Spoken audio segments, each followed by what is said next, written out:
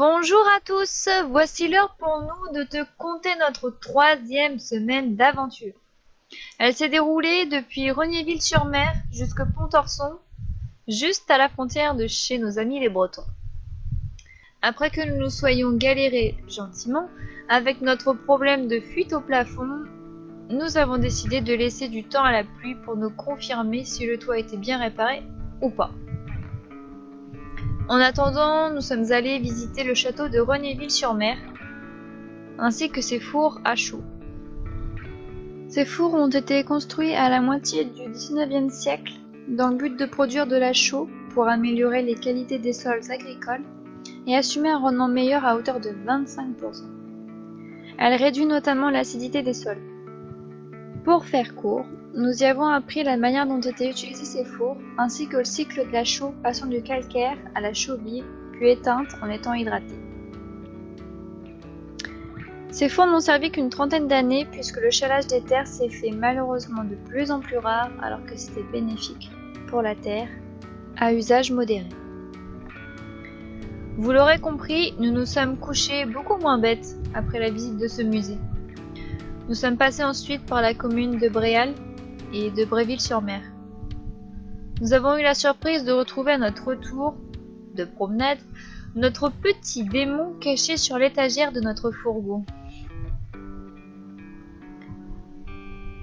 Le lendemain, nous sommes allés visiter Granville, notamment sa dénommée Pointe du Roc, située dans le haut de la ville.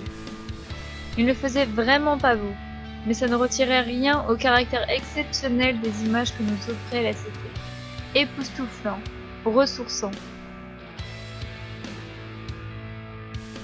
Nous avons récompensé nos efforts en nous ressourçant avec des sandwichs faits maison ultra bons, et sans vouloir nous vanter. Nous avons dormi à côté du cimetière de la ville puisque c'était quand même très difficile de trouver un meilleur coin aux abords.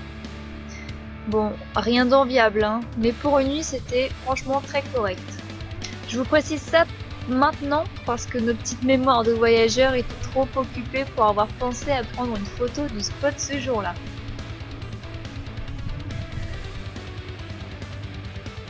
Continuons notre parcours vers Carolles, où l'on a rapidement visité la cabane Vauban.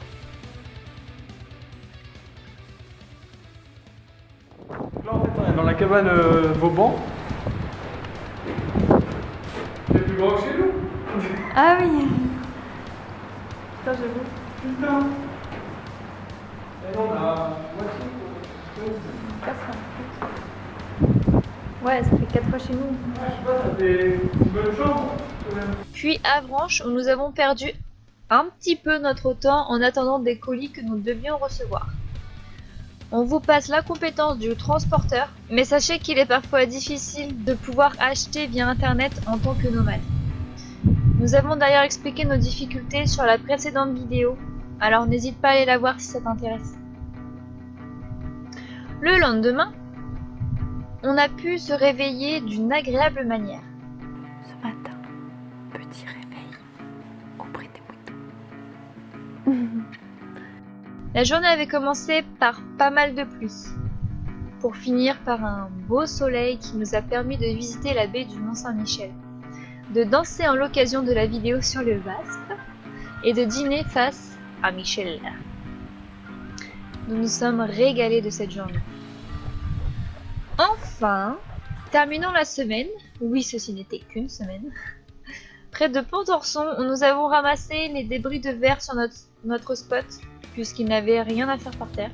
C'est également ici que nous avons rencontré Nino et Ludo, deux voyageurs à pied dont nous avons parlé sur Instagram et que tu peux retrouver sur Facebook sur leur groupe Nino et Ludo en Baroud. Abordons désormais le petit instant littéraire de la semaine. J'ai dévoré cette semaine-là un livre, au sens figuré, qu'on avait trouvé dans une des petites cabanes à livres. J'imagine que vous connaissez le concept. Il s'agit de Micro-humains, écrit par Bernard Werber. C'est un auteur qui m'intéressait fortement, et le hasard, ou pas, a fait qu'on a pu trouver un de ses romans dans une de ses cabanes. J'ai mis quelques jours à le lire, tellement il était passionnant.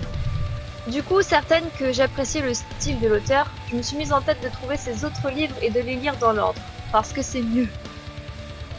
Le matin, donc, nous avons pu trouver 4 de ces livres dans un Emmaüs. Je vais donc pouvoir les lire avant de les transmettre via les cabanes à livres.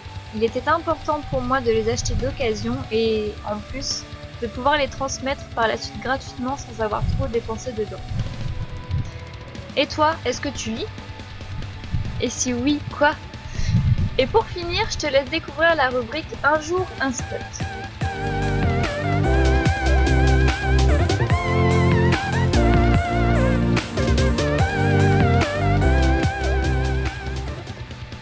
Je finirai donc par conclure que cette semaine fut riche en rebondissements. D'autant plus que notre 4e semaine a commencé sur les chapeaux de roue. Reviens nous voir la semaine prochaine pour en savoir plus, et d'ici là, n'hésite pas à t'abonner si notre contenu te plaît, et à activer la cloche de notification pour ne rien louper. Bonne semaine les amis!